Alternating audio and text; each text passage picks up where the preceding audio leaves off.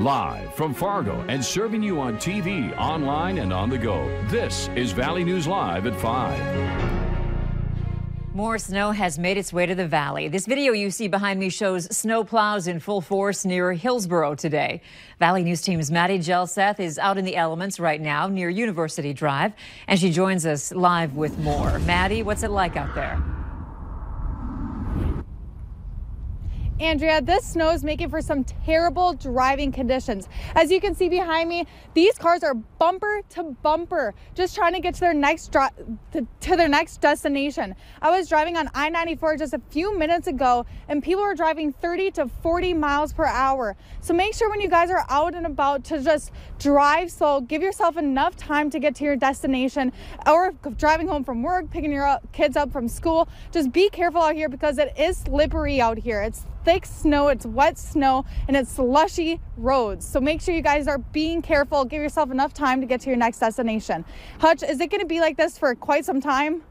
Well, the good news is for some of us, it's already wrapping up. But as we look at a live shot from our Storm Team Skycam, you're looking at the University exit on I-94 and the on-ramps, off-ramps, ice and snow covered as we continue through the evening. It's not going to last all night. Notice it's basically given up in Devil's Lake and in Cooperstown and out near Grand Forks. But the heavier bands are moving through the Southern Valley. I want to point something out. If you are in the Detroit Lakes area, there's this little skinny band of snow up in that general direction that is only about 25 miles thick, so it may snow for about an hour because this stuff is moving south-southeast at about 20 to 25 miles per hour. Notice that line of clearing is not far from the FM area. So we have a few more minutes of snowfall, but the effects of this snowfall will continue in places like Richland County, Wilkin County for some time. Roads north of the FM area, Highway 75 up there and Minnesota 200 near Halstead, both covered with some pretty slippery conditions. However, New Rockford, your roads still look like they have some good pavement left, but look at these temperatures up north. We're dropping well below freezing, so wet and slushy roads become icy roads. Here's your forecast. Snow exiting, temperatures falling. Northwest winds will continue to blow. Then by tomorrow morning, there is round 2 on the way, you guys. And this snow will be more impactful than today's event because there will be more of it. I'll have details on where this snow is going and when it will get to your area coming up in a few minutes. All right, thanks, Hutch. 2 people are behind bars after a speeding violation turned into a drug bust. Yesterday, North Dakota Highway Patrol stopped a pickup traveling east on I-94 near mile marker 159 for exceeding the speed limit and illegally tinted windows. Authorities say they smelled marijuana coming from the vehicle and did a probable cause search, finding 30 pounds of packaged marijuana, a small amount of hashish, and $1,100 in cash. The 2 suspects, Ulysses Rodriguez and DeAndre Nixon, were charged with possession of marijuana with intent to distribute, plus possession of hashish and drug paraphernalia. One man is in jail after U.S. Customs and Border Protection officers found 2 undocumented immigrants in his trunk. Officials say on November 3rd, close to 9 at night, officers working at the Pembina border crossing decided to question a 41-year-old U.S. citizen who was driving a rental vehicle. They said his stories were inconsistent. It turns out he had 2 Mexican citizens in his trunk. The 41-year-old man was taken into custody for alleged alien smuggling. A 10-year-old boy is recovering at a Bemidji hospital from a gunshot wound after authorities say he found a handgun and fired it. The Beltrami County Sheriff's Department says they got a call to the hospital about 5:45 Wednesday evening. The boy had a bullet wound from a .22 caliber handgun. Authorities say it wasn't secured in the home. An arrest was made and formal charges are pending. Authorities say no other information will be released because the case involves a child. A Fargo man who pleaded guilty to terrorizing and manslaughter was sentenced to 17 years in prison. 29-year-old Daniel Habiger was sentenced this morning for manslaughter. Habiger will have to serve 14 years in prison, along with 3 years probation for that charge, and will also get credit for already serving 259 days. Officials say a Minnesota woman who sent 696 text messages to a northern Iowa man in April has taken a plea deal. Court records say 34-year-old Katie Christian of Emmons, Minnesota, filed a written guilty plea Wednesday to a misdemeanor charge of stalking.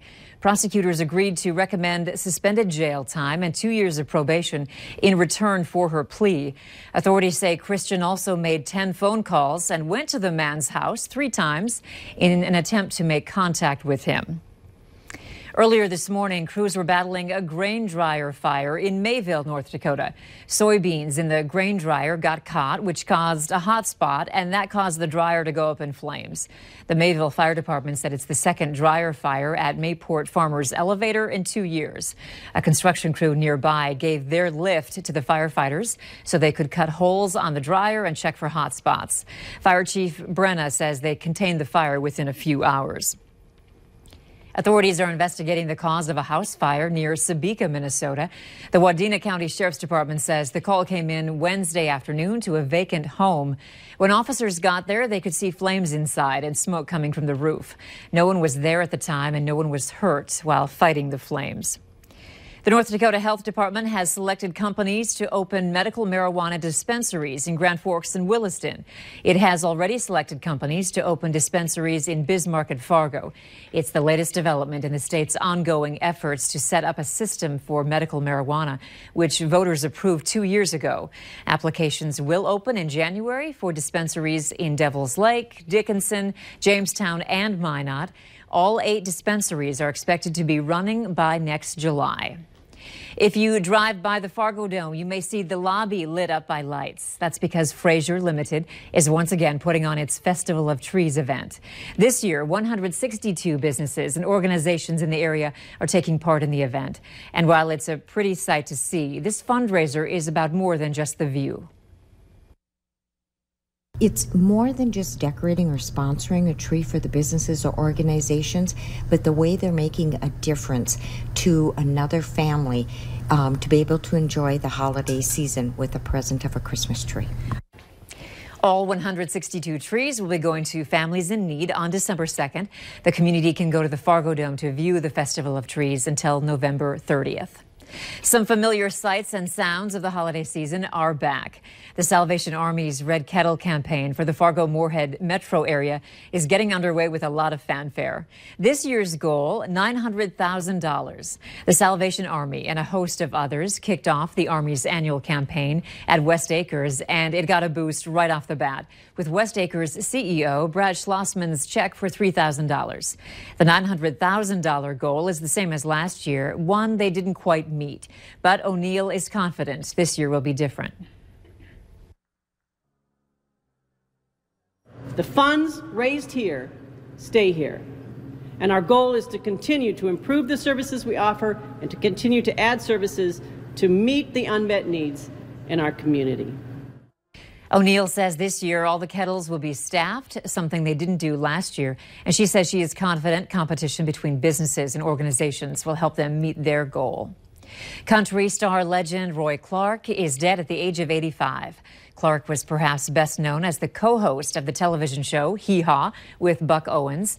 This video is from 2011 when the Oklahoma House of Representatives honored him.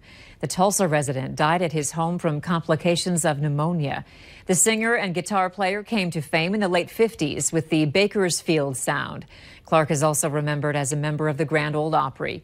In production for 24 years, Hee Haw delighted audiences everywhere and still can be seen in reruns.